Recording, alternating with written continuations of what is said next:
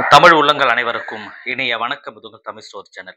இப்போ எல்லாரோட எதிர்பார்ப்பும் என்ன அப்படின்னா, எம்சிசியுடைய ரவுண்ட் டூ கவுன்சிலிங் எப்போ வரும்? ஆல் இந்தியா கோட்டாக்குரிய ரவுண்ட் டூ கவுன்சிலிங் எப்போ வரும்?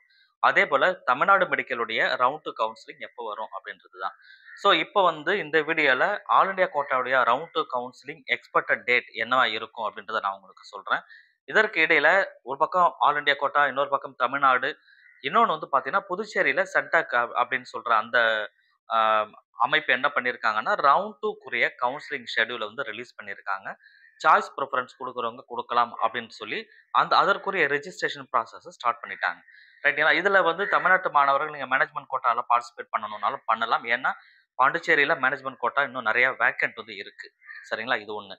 ஸோ 2வது இப்ப நம்ம பார்க்க போறது ஆல் இண்டியா கோட்டாக்குரிய கவுன்சிலிங் ஷெட்யூல் வந்து எப்ப வரும் அப்படின்றது தான். இந்த ரிஜிஸ்ட்ரேஷன் ரவுண்ட் டூக்குரிய ரிஜிஸ்ட்ரேஷன் அப்படின்றது ஆல் இண்டியா கோட்டால கிட்டத்தட்ட செப்டம்பர் 5ஆம் தேதி வரைக்குமே வராதுன்றது நல்லாவே தெரியுது. எத வச்சு நம்ம சொல்றோம் அப்படின்னா, நீங்க எம்சிசியோட வெப்சைட்டுக்குள்ள போனீங்கன்னா தெரியும். அதுல வந்து 2 விஷயங்கள் குடுத்திருக்காங்க. நோட்டிஃபிகேஷன் லேட்டஸ்ட் லேட்டஸ்ட் நியூஸ்ல வந்து பிடபிள்யூடி கேண்டிடேட்டுக்கு ஒரு விஷயம் சொல்லியிருக்காங்க. என்ன அப்படின்னா, அவங்களோட சர்டிஃபிகேட் வெரிஃபிகேஷன், சர்டிஃபிகேட் வந்து அந்த போர்ட்டல்ல பர்ட்டிகுலர் போர்ட்டல்ல போய் நீங்க சரி பண்றதுக்கு டீட்டெயில்லாம் பார்க்கறதுக்குரிய அதற்குண்டான விஷயங்கள் செப்டம்பர் 5ஆம் தேதி சாயந்தரம் 5 மணி வரைக்கும் டைம் குடுத்துருக்காங்க. இது பிடபிள்யூடி கேண்டிடேட்க்கு ஒரு அப்டேட் ஒண்ணு வந்திருந்தது. அதே போல வந்து பார்த்தீங்கன்னா, அந்த ரவுண்ட் 1 கவுன்சிலிங்ல ஜாயின் பண்ண மாணவர்கள் இருக்காங்க இல்லையா? அவங்க ஏற்கனவே வந்து ரெசிக்னேஷன் பண்ணணும் அப்படின்னு நினைத்த மாணவர்கள் ரெசிக்னேஷன் பண்ணலாம் அப்படின்னு சொல்லியிருந்தாங்க. அதற்குரிய டேட்டையுமே வந்து இப்ப செப்டம்பர் 3ஆம் தேதி வரைக்கும் எக்ஸ்டெண்ட் பண்ணியிருக்காங்க. அப்ப செப்டம்பர் 3 வரைக்குமே நமக்கு இங்க ரவுண்ட் 2 கவுன்சிலிங்குரிய அந்த ரிஜிஸ்ட்ரேஷன் அப்படின்றது ஸ்டார்ட் ஆகாது, நடக்காது அப்படின்னு தெரியுது. ஏன்னா, யாரெல்லாம் அந்த ரெசிக்னேஷன் பண்றாங்களோ, அது எல்லாமே பொறுத்திருந்து எத்தன பேர் வராங்க எல்லாம் பார்த்துட்டு, அது எல்லாம் ரெசிக்னேஷன் பண்ணதுக்கு அப்புறம் அந்த சீட் வந்து அந்த பர்ட்டிகுலர் காலேஜ்ல வேக்கன்ட் உருவாகும். அதுக்கப்புறமா தான் வேக்கன்ட் லிஸ்ட் வெளியிட்டு திரும்ப வந்து நமக்கு ரவுண்ட் 2 கவுன்சிலிங்குரிய அந்த ரெஜிஸ்ட்ரேஷன் ப்ராசஸ் அப்படின்றது ஸ்டார்ட் பண்ணுவாங்க.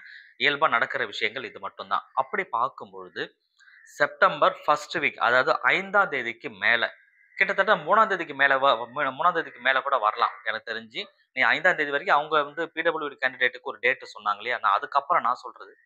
அதிகபட்சம் வந்து செப்டம்பர் 3ஆம் தேதியிலிருந்து செப்டம்பர் 7ஆம் தேதிக்குள்ள உங்களுக்கு அந்த ரவுண்ட் 2க்குரிய ரெஜிஸ்ட்ரேஷன் ப்ராசஸ் அப்படின்றது ஆல் இண்டியா கோட்டால ஸ்டார்ட் ஆகும்.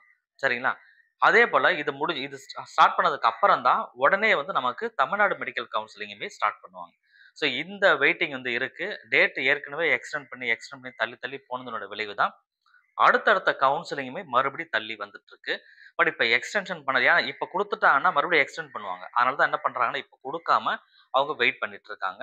இந்த டீட்டெயில் 3ஆம் தேதி செப்டம்பர் 3ஆம் தேதியும், செப்டம்பர் 5ஆம் தேதியும் அந்த முடிவடையக்கூடிய அந்த தருவாயில கண்டிப்பா ஆல் இண்டியா கோட்டாக்குரிய ரவுண்ட் 2 ரெஜிஸ்ட்ரேஷன் ப்ராசஸ் அப்படின்றது ஸ்டார்ட் ஆகும். சரிங்களா?